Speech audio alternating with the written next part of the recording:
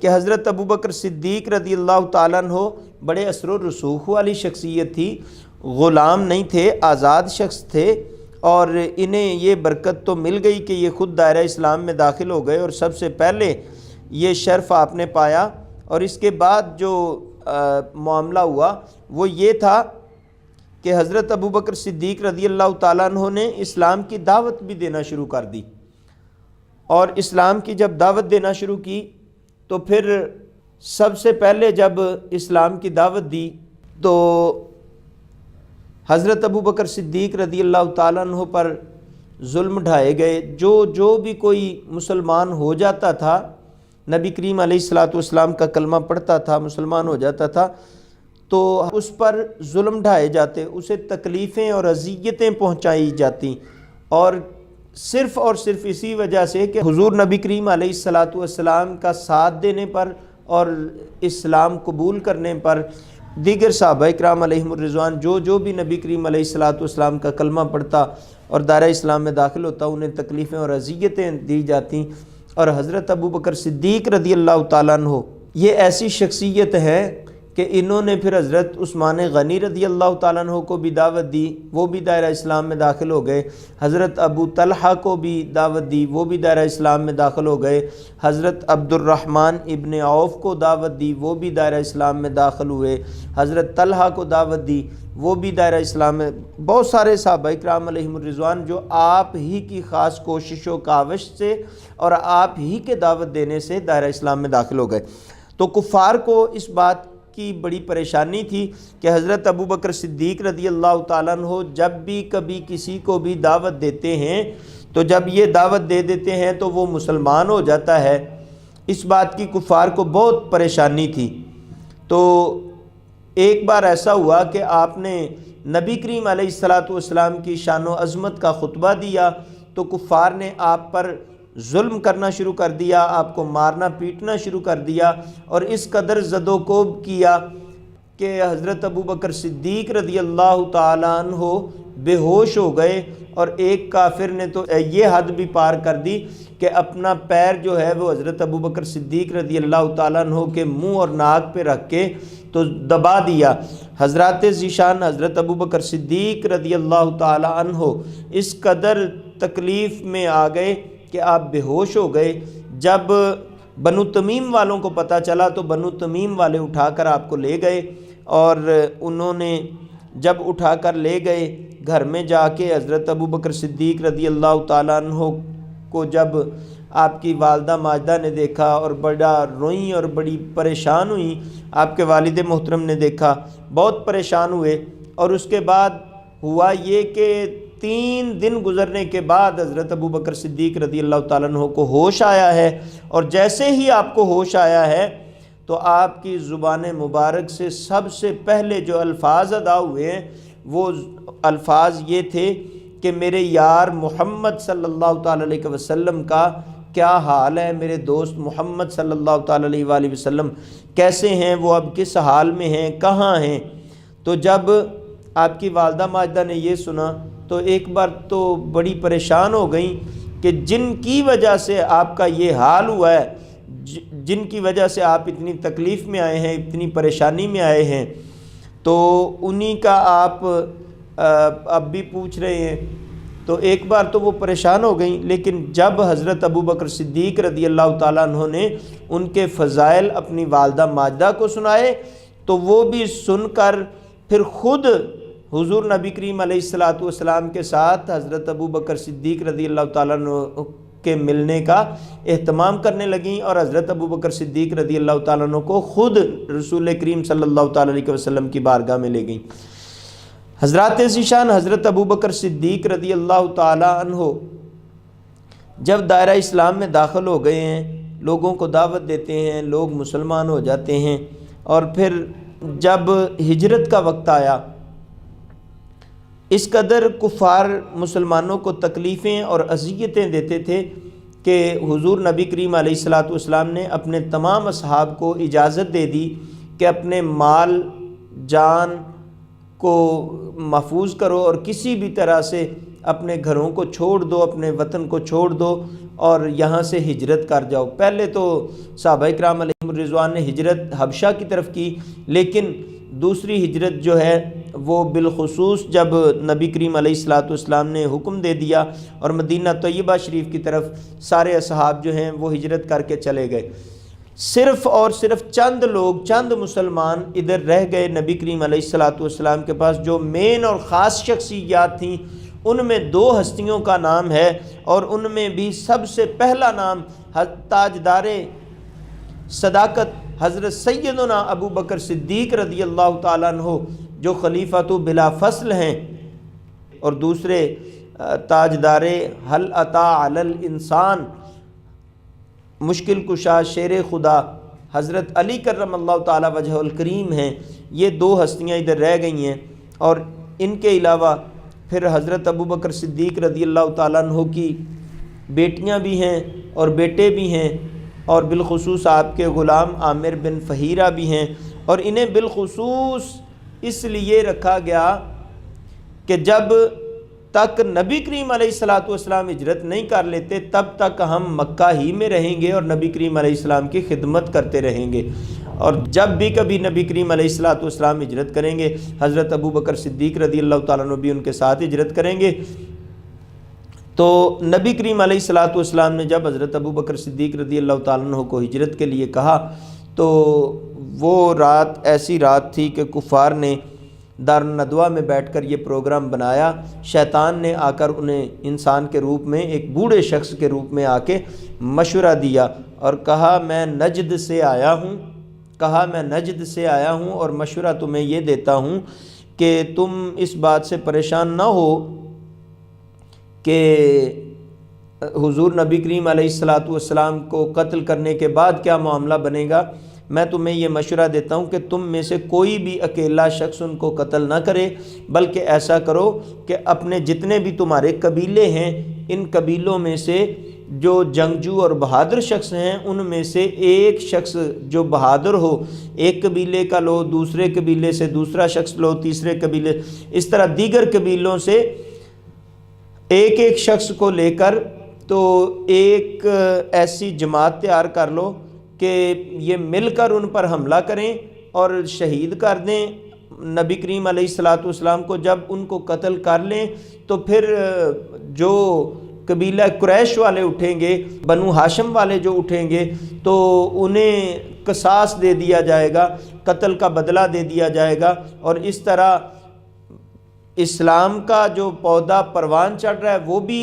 جڑ سے کٹ جائے گا، اور جو بانی اسلام ہیں ان کا بھی قلعہ کما ہو جائے گا، نعوذ باللہ من ذالک، اللہ تعالیٰ باللہ وعلا۔ اس طرح کے مشورے جب اس نے دیے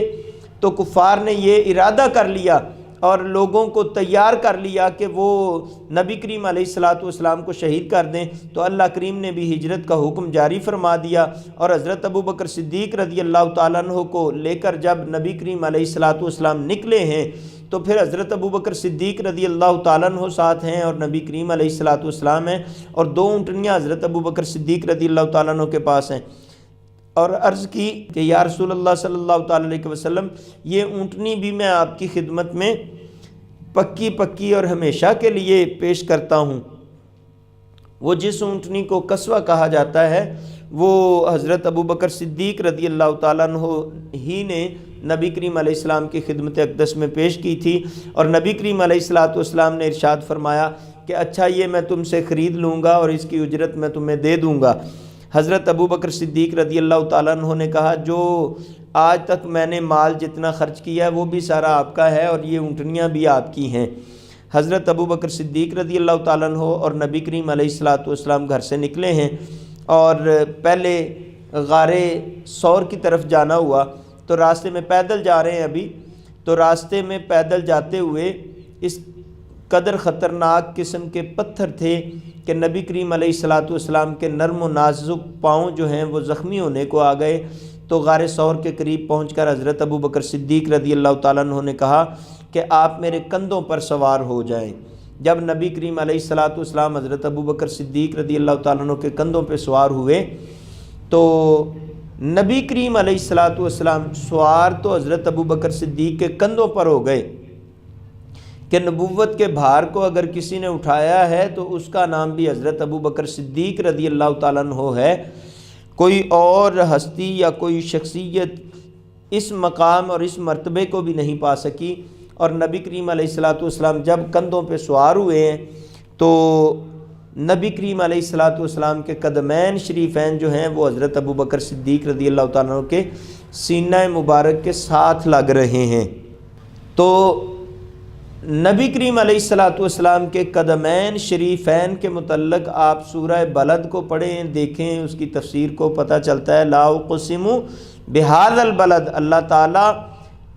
حضور کریم علیہ الصلوۃ والسلام کے شہر کی قسم ارشاد فرماتا ہے، اور ساتھ آگے جب یہ ارشاد فرمایا کہ تیرے شہر کی قسم محبوب، بعض تو علماء نے اختلاف کیا اس میں کہ کسی نے کہا کہ شہر مکہ حضور کا شہر ہے، کسی نے کہا شہر مدینہ حضور کا شہر ہے، کسی نے کہا رب نے جو قسم ارشاد فرمائی ہے شہر مکہ کی ارشاد فرمائی ہے، کسی نے کہا شہر مدینہ کی قسم ارشاد فرمائی ہے۔ تو جب اگلی آیت کو پڑھیں تو اختلافات ختم ہو جاتے ہیں۔ وَأَنْتَ حِلٌّ بِهَذَا الْبَلَدِ، کیونکہ قرآنی فیصلہ یہ ہے کہ ہر اس جگہ کی اللہ رب العالمین نے قسم ارشاد فرمائی ہے جہاں جہاں نبی کریم علیہ السلام کے قدمین شریفین لگے ہیں، بلکہ قدمین شریفین ہی کیا، جہاں حضور کریم علیہ السلام کے قدموں میں آنے والے پاپوش جنہیں ہم نالین کہتے ہیں، جہاں آپ کے نالین لگے ہیں، اللہ کریم نے ہر اس جگہ کی قسم ارشاد فرمائی ہے، اور ان ذروں کی قسم ارشاد فرمائی ہے جو آپ کے قدموں کے ساتھ مس ہو گئے ہیں، آپ کے نالین کے ساتھ مس ہو گئے ہیں۔ تو اللہ کریم اگر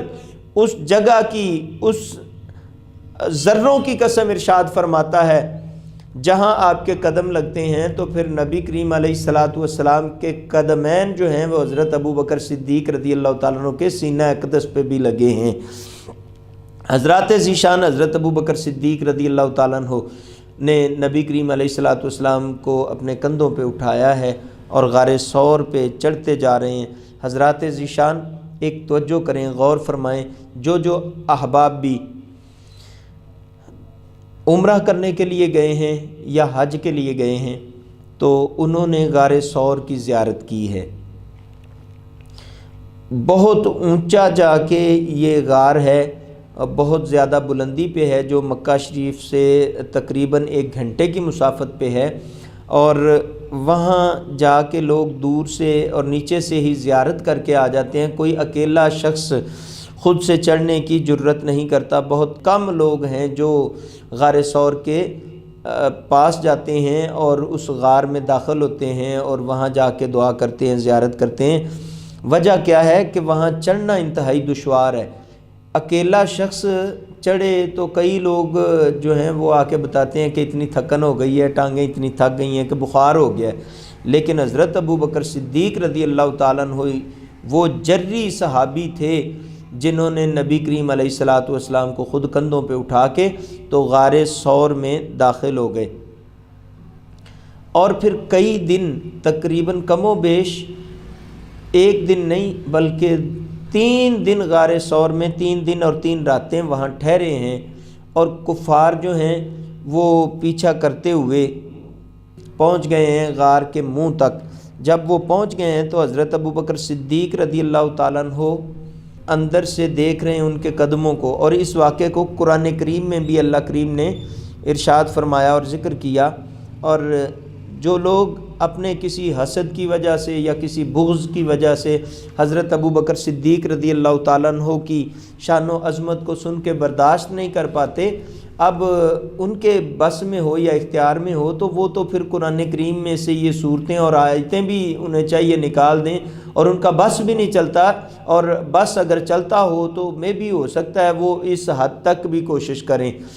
حضرات ذیشان سورہ توبہ ہے، آیا مبارکہ نمبر ہے 40، جس میں اللہ تعالیٰ ارشاد فرماتا ہے اِلَّا تَنْصُرُوهُ فَقَدْ نَصَرَهُ اللَّهُ۔ اس میں اللہ تعالیٰ ارشاد فرما رہا ہے تم نے میرے محبوب محمد صلی اللہ تعالیٰ علیہ وسلم کی مدد نہ کی تو سن لو فَقَدْ نَصَرَهُ اللَّهُ، تو ان کی مدد تو ان کے رب نے پہلے بھی کی ہے۔ اور یاد کرو اس واقعے کو، اِذْ أَخْرَجَهُ الَّذِينَ كَفَرُوا، جب کفار نے انہیں اتنا مجبور کر دیا تھا کہ وہ اپنے شہر مکہ کو چھوڑ کر نکلے، تو جب وہ چھوڑ کر نکلے تو تب بھی اللہ کریم نے ان کی مدد فرمائی، اپنے محبوب محمد صلی اللہ تعالی علیہ وآلہ وسلم کی مدد فرمائی، اور وہ مزید مدد فرمائے گا۔ اور بلا شبہ اللہ کے محبوب علیہ الصلاۃ والسلام جب غار میں ہیں تو وہاں ثانی اثنین کا لفظ آیا ہے کہ وہ دو تھے، اور دو میں سے دوسرے حضرت ابوبکر صدیق رضی اللہ تعالیٰ عنہ ہیں۔